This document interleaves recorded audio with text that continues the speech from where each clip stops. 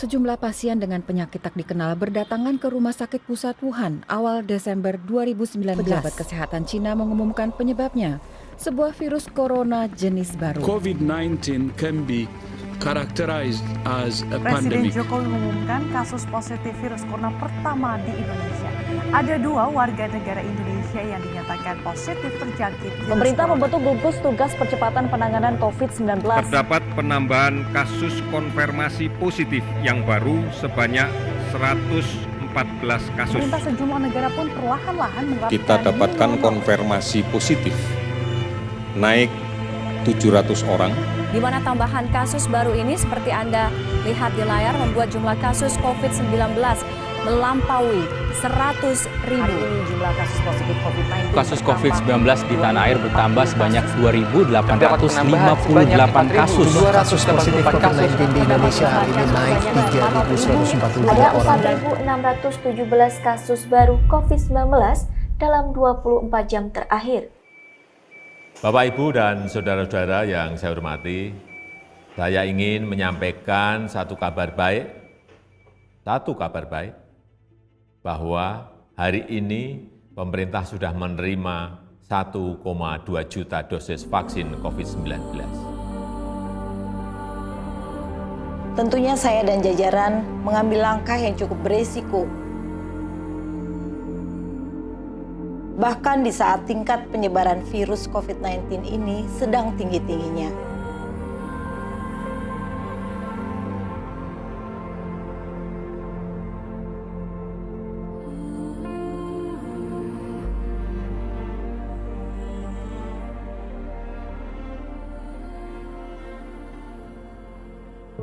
Hingga 4 November 2021, tercatat total kasus terkonfirmasi COVID-19 di dunia mencapai 247.968.227 kasus, dengan tingkat kematian mencapai 5.020.204 di 204 negara terjangkit dan 151 negara transmisi komunitas.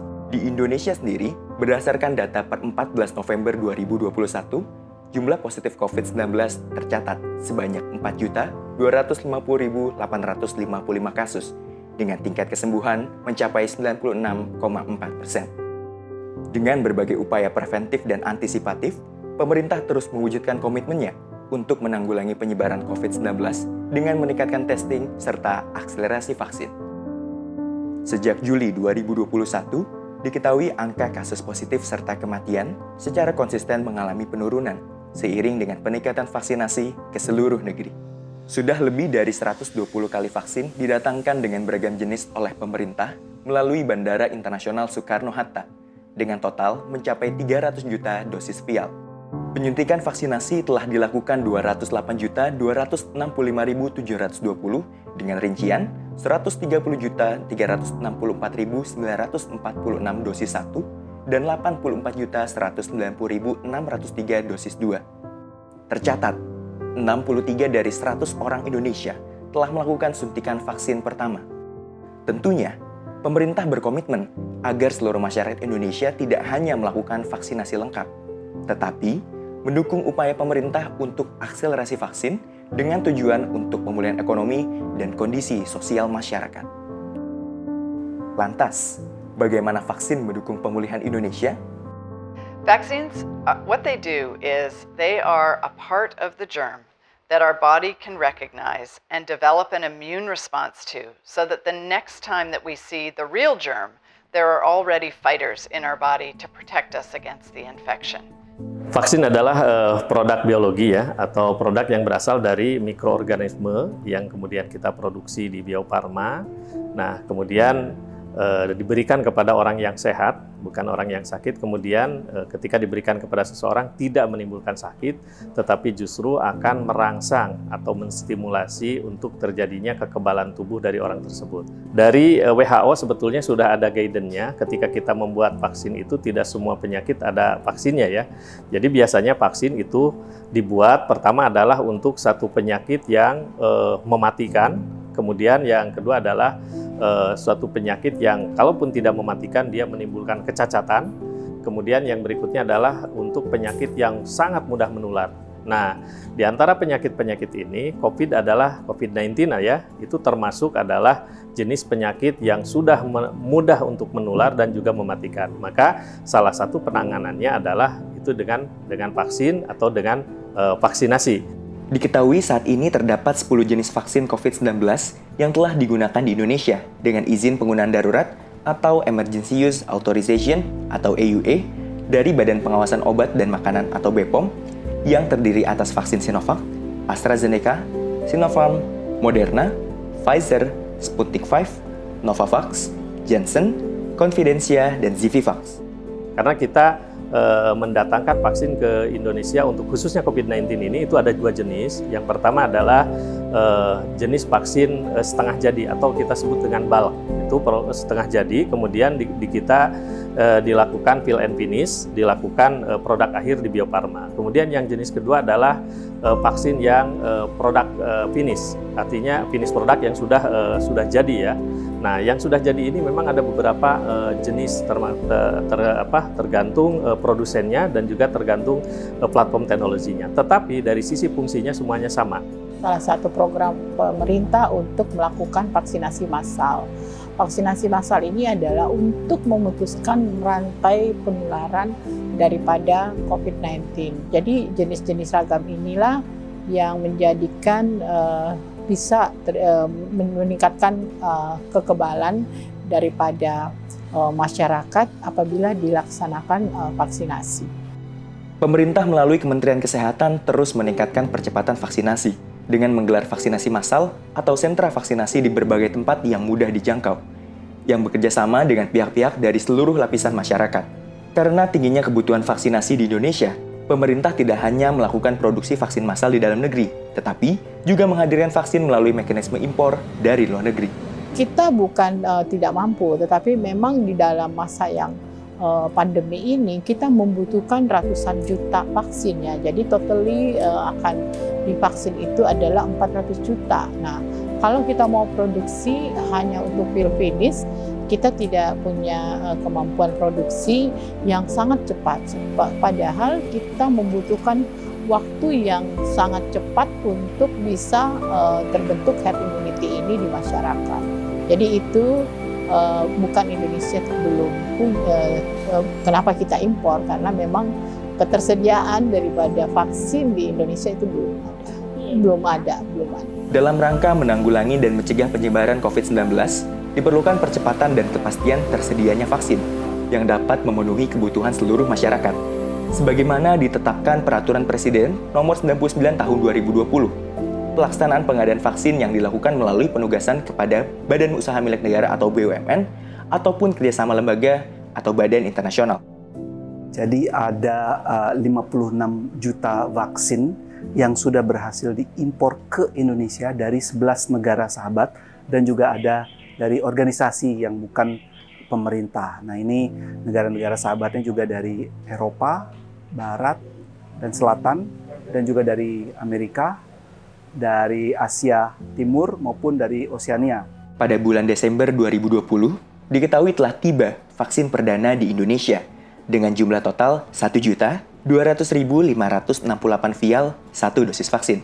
Selama tahun 2021, telah dilakukan berbagai importasi vaksin ke Indonesia, baik yang dibeli dengan menggunakan dana APBN ataupun yang merupakan hibah dari pemerintah negara sahabat. Vaksin yang telah tiba di Indonesia kemudian diperiksa oleh Bea Cukai dan dibawa ke Bio Farma untuk pengecekan dan penyimpanan sebelum didistribusikan ke masyarakat. Dalam perjalanannya, vaksin mendapatkan pengawalan yang ketat dari aparat TNI dan kepolisian. Hal ini tentunya merupakan amanat Presiden agar program vaksin ini dapat berjalan dengan aman dan lancar. Di Bio Farma kita terima dan langsung masuk ke cold room. Cold room itu adalah suatu tempat yang sudah didesain khusus untuk menyimpan vaksin dengan temperatur tertentu sesuai dengan karakter vaksinnya. Kemudian vaksin sebelum didistribusikan tentu kita maintain supaya dia tetap berada di dalam cold room itu, terjaga kualitasnya dan keamanannya. Koordinasi antar Kemenkes dan Bio Farma dilakukan secara berkelanjutan mencakup proses kedatangan, penerimaan, hingga distribusi vaksin ke masyarakat. Setiap harinya dilakukan komunikasi pembahasan peta distribusi, serta strategi mitigasi untuk pembahasan segala tantangan dalam pengiriman vaksin. Distribusi vaksin dilakukan hingga ke pelosok negeri, dan hal ini merupakan pengalaman pertama menghadapi pandemi.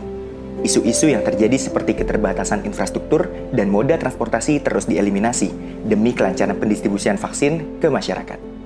Hal yang paling penting adalah koordinasi bagaimana kita yang mendistribusikan dan bagaimana pihak yang menerima. Karena kesiapan dari masing-masing pihak itu sangat penting, karena mengingat ini barang yang dihandling itu adalah barang yang tidak bisa sembarang. Gitu ya.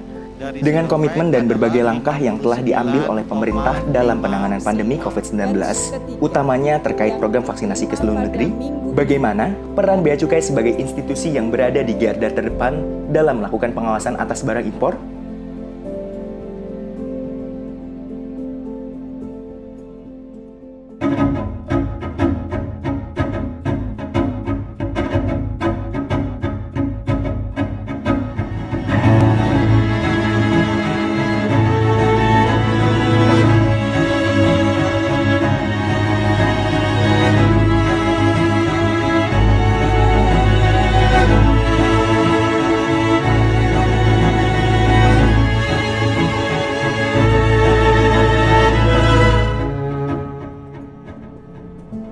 Sampai sejauh ini memang cukup lancar ya, bukan cukup lagi ya. Tentu apresiasi banget ya karena proses penerimaan ini yang kadang-kadang juga Kemenkes tidak bisa hadir ya seterusnya, tetapi teman-teman Bea Cukai ya, terutama Ibu Pinari yang sampai dengan hari ini 129 kedatangan, teman-teman Bea Cukai semuanya ada di depan. Nah, jadi itu saya sangat terima kasih juga ya karena SKMK ataupun juga apa yang dibutuhkan dokumen-dokumen itu semuanya berjalan dengan lancar.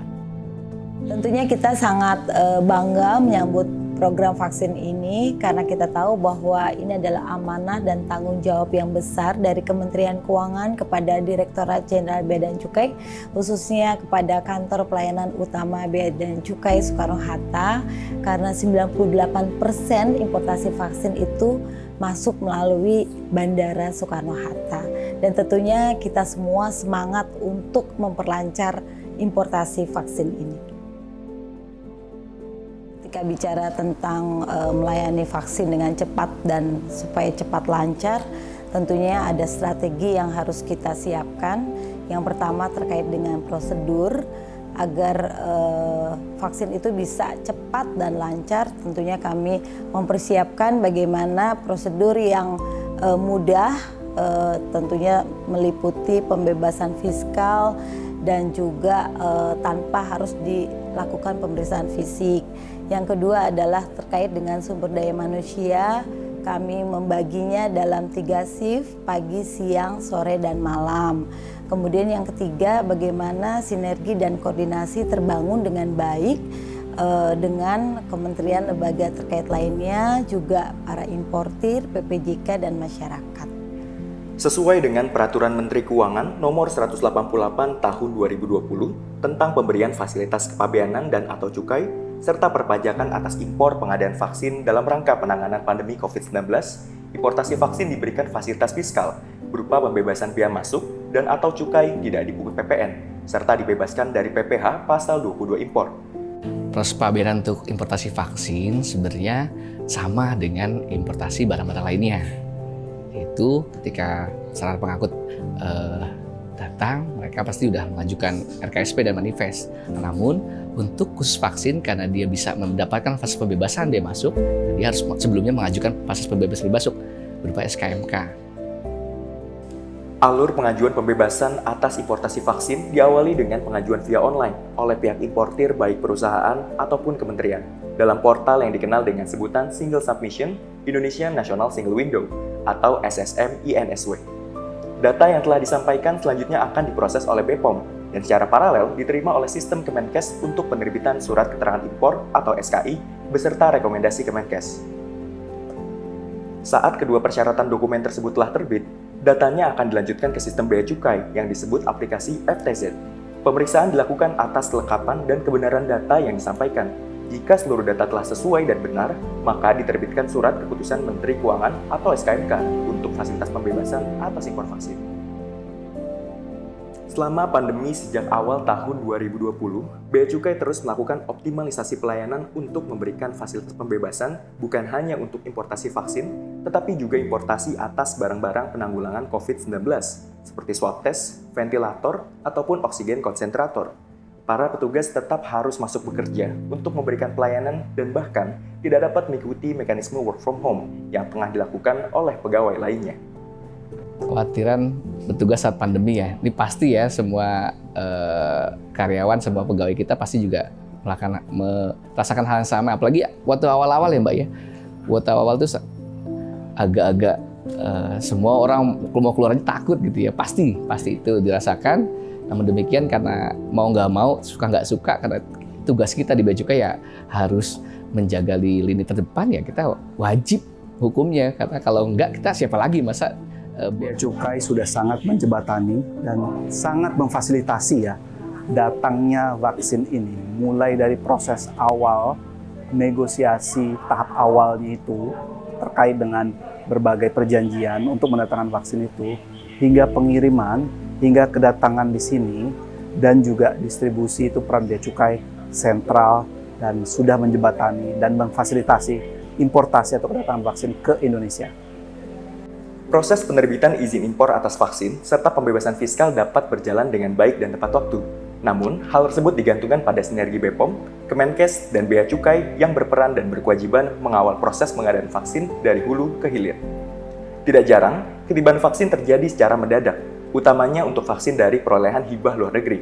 Ketiga instansi ini harus gerak cepat untuk proses penerbitan perizinan tersebut, sehingga proses pengeluarannya di gudang dapat terlaksana dengan cepat. Itu tadi ya, seperti yang tadi sampaikan di awal, vaksin datang dadakan, itu sekali lagi bagi saya itu tantangan. Ya, memang jam kerja kita bisa dibilang jadi tidak menentu ya, karena baru mau istirahat gitu, baru mau ke tempat tidur, tiba-tiba ada WhatsApp yang memang segera harus diproses. Itu memang bagi kami dari saya dan tim ya, kebetulan kita sering juga briefing bareng-bareng gitu, baik formal maupun maksudnya baik online maupun offline. Ini merupakan suatu hal panggilan juga ya, walaupun kalau misalkan kita mau berdalih kan bukan jam kerja gitu, saya pikir itu bukan sekedar itu ya. Ini sekali lagi tadi saya bilang di awal, ini menyangkut kebutuhan rakyat banyak, kebutuhan bangsa atau negara kita yang memang butuh vaksin dengan segera. Sehingga dengan adanya kita bangkitkan teman-teman kesadaran ataupun kepedulian ataupun awareness, merasa memiliki ayo kita bantu negara kita ini dengan cara kita yang kita bisa. Ketakutan secara manusiawi pasti kita takut lah, karena kita tahu pandemi di negara kita masih ada, kemudian kita hampir setiap hari melakukan pengawasan terkait vaksin ini, kita berhubungan langsung ya dengan orang-orang yang baru, kemudian barangnya juga dari negara-negara yang kadang dari negara masuk pandemi yang masih tinggi juga, ya otomatis kita dari rasa kemanusiaan juga pasti kita ada rasa takut. Tapi bahwa di saat pandemi, di saat virus itu begitu tinggi dan potensi untuk terpapar di Soekarno-Hatta ini sebenarnya tinggi sekali ya, karena kita ada di garda terdepan Bandara Soekarno-Hatta. Namun demikian tentunya petugas kami harus terus siap melayani pagi, siang, sore, tengah malam, dan beberapa hal yang harus disiapkan. Pertama adalah mereka tetap harus menjaga dan mengimplementasikan protokol kesehatan, menggunakan masker, kemudian mencuci tangan, menjaga jarak. Lebih dari itu mereka juga harus menggunakan sarung tangan ketika mereka berada di gudang. Yang kedua tentunya kami memperhatikan terkait dengan asupan mereka, vitamin yang mereka minum ya, kemudian juga makanan mereka, dan termasuk juga olahraga mereka yang supaya mereka tetap bugar. Yang ketiga adalah kami pastikan bahwa ketika sudah mulai vaksin, mereka adalah orang-orang pertama yang harus divaksin terlebih dahulu. Guna percepatan, proses pengurusan pengeluaran vaksin impor dapat difasilitasi dengan layanan pengeluaran segera atau yang biasa disebut dengan rush handling, disingkat RH. Pada dasarnya, fasilitas RH ini ditujukan untuk impor barang-barang yang peka waktu dan peka kondisi, seperti jenazah, organ tubuh, binatang hidup, tumbuhan hidup, barang mengandung radiasi, surat kabar, koran, serta dokumen yang sangat-sangat peka waktu sesuai PMK 74 tahun 2021. Namun, pengeluaran segera atas impor vaksin telah diatur khusus dalam PMK 188 tahun 2020. Pada pasal 6 ayat 6, terhadap impor barang berupa vaksin dilakukan pemeriksaan dokumen, tetapi tidak dilakukan pemeriksaan fisik barang. Sehingga petugas bea cukai hanya perlu melakukan pemeriksaan jumlah kemasan dan identitas yang ada pada kemasan. Pada dasarnya itu ada 4 bagian utama dari alur pelayanan rush handling ini. Yang pertama adalah penyiapan dokumen oleh importir. Yang kedua, upload dokumen di aplikasi CESA RH40. Ya, kalau importir lewat portal pengguna jasa. Kemudian yang ketiga nanti kalau barang itu memerlukan pemeriksaan fisik, maka dilakukan pemeriksaan fisik. Setelah itu barang keluar, baru yang keempat tahapan yang tidak kalah pentingnya adalah penyampaian PIP penyelesaian RH. Jadi ketika vaksin itu standby sudah siap di gudang, pemeriksa barang langsung ke gudang melakukan pemeriksaan jumlah kemasan dengan identitas yang ada di kemasan tersebut, sesuai tidak dengan pemberitahuan yang diberitahukan ke bea cukai. Selain itu, pemeriksa barang juga harus memperhatikan janji layanan yang sudah ditetapkan oleh KPU Soekarno-Hatta. Janji layanannya 2 jam setelah dokumen disampaikan dengan lengkap. Ya, memang instruksi dari Kepala Kantor kita harus khususnya untuk mengantisipasi importasi barang COVID dan vaksin, kita harus bersiap 24 jam, walaupun sebetulnya layanan rush handling hanya sampai jam 11 malam. Dalam pemberian pembebasan fiskal dan berbagai kemudahan untuk importasi barang-barang penanggulangan COVID-19, termasuk vaksin, Bea Cukai melakukan monitoring dan evaluasi untuk memastikan tidak terdapat penyalahgunaan tujuan pemberian fasilitas pabeanan dan cukai. Monef dilaksanakan dengan melakukan profiling terhadap importir, supplier, serta komoditasnya. Dalam pelaksanaan monitoring dan evaluasi ada 3 hal. Yang pertama adalah barang-barang yang mendapatkan fasilitas atas penanganan COVID-19 ini. Sehingga kita akan melihat barang-barang atau jenis barang apa saja, di dalamnya termasuk obat-obatan, alat kesehatan, kemudian juga oksigen konsentrator, IC tank, dan sebagainya, sejauh mana alat-alat ini dibutuhkan di dalam penanganan COVID-19. Ya, yang kedua adalah bagaimana terkait dengan vaksin. Jadi vaksin cukup lancar dan alhamdulillah jumlah vaksin yang masuk ke kita juga sudah lebih dari 300 juta dosis, yang tentunya ini sangat berperan di dalam program vaksinasi nasional. Nah, yang ketiga tentu perlu Monef adalah tentang kemandirian, bagaimana dalam negeri, industri dalam negeri bisa memenuhi kebutuhan alat kesehatan, obat-obatan, dan tentunya yang kita harapkan ke depan vaksin juga bisa diproduksi oleh negara kita sendiri. Pemerintah berkomitmen untuk mendukung kelancaran pengadaan vaksin di semua lini, mulai proses pengadaan, importasi, pengawalan, hingga distribusinya ke masyarakat. Pengawalan yang ketat dilakukan oleh Kepolisian dan Tentara Nasional Indonesia untuk mengamankan program vaksin ini, termasuk pengawalan sejak dikeluarkan dari gudang impor Tangerang menuju gudang Bio Farma di Bandung. Transportasi daripada vaksin ini bukan cuma hanya di darat, tetapi udara, ya, kemudian juga laut. Jadi memang ini adalah satu hal yang memang perlu dicermati, bahwa tidak segampang yang kita pikirkan, ya, bahwa ada juga jadwal-jadwal penerbangan yang biasanya ketat, ya, yang tidak ada, ya, ataupun juga di daerah-daerah yang sulit. Itu biasanya juga menjadi suatu kendala. Dan bahkan sampai hari ini TNI Polri yang menggerakkan sasaran luar biasa. Nilai vaksin itu sendiri sangat tinggi, ya. Sampai dengan saat ini kami catat sudah hampir 2 miliar dolar atau kurang lebih hampir 30 triliun nilai dari vaksin itu sendiri, dan pembebasan fiskalnya sudah hampir 5,1 triliun. Ini nilai yang cukup tinggi, dan tentunya pemerintah serius ya bersama-sama bersinergi dengan kementerian lembaga terkait ya untuk betul-betul menjaga vaksin ini, mulai dari pengadaannya sampai dengan vaksin itu tiba di gudang impor, sampai dengan vaksin itu sendiri dikawal oleh TNI Polri sampai dengan tiba di gudang penyimpanan. Nah, ini menunjukkan keseriusan pemerintah dalam menyambut vaksin untuk masyarakat Indonesia yang lebih sehat lagi, lebih sejahtera. Tanpa adanya peran bea cukai dalam importasi 342 vaksin itu dan 56 juta vaksin hibah itu, tidak akan mungkin kita bisa mengimpor vaksin dengan baik. Jadi sinergi antara Kementerian Luar Negeri dengan bea cukai, baik Direktorat Jenderal Bea Cukai maupun bea cukai yang ada di Soekarno-Hatta dan Halim sangat baik terjalin.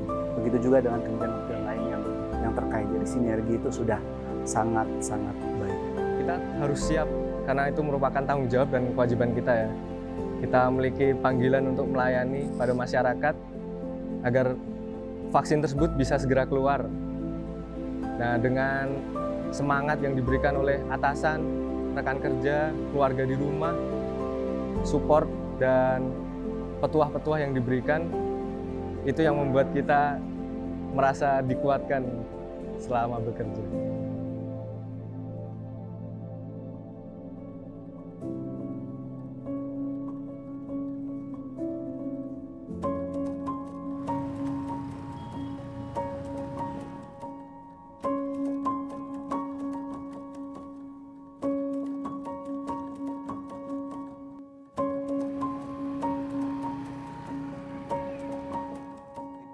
Terdapat 5 negara termasuk Indonesia yang berhasil menurunkan kasus dengan signifikan dan dapat mempertahankan penurunan tersebut dalam jangka waktu yang cukup lama.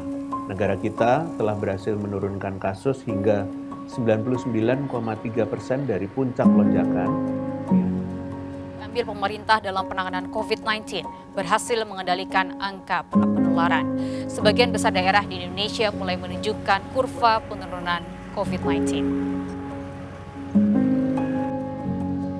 Vaksinasi COVID-19 ini penting kita lakukan untuk memutus rantai penularan virus corona ini dan memberikan perlindungan kesehatan kepada kita dan keselamatan, keamanan bagi kita semuanya, masyarakat Indonesia. Kami berupaya maksimal untuk mendukung program pemerintah dalam penanggulangan COVID-19. Tentunya saya dan jajaran mengambil langkah yang cukup beresiko untuk tetap melakukan pelayanan atas importasi barang-barang penanggulangan COVID-19. Bahkan di saat tingkat penyebaran virus COVID-19 ini sedang tinggi-tingginya, kami tetap harus melaksanakan tugas di saat pemerintah menghimbau masyarakat untuk lebih banyak di rumah. Langkah ini harus dilakukan jika tenaga medis mampu untuk berjuang, bea cukai juga harus turut berjuang.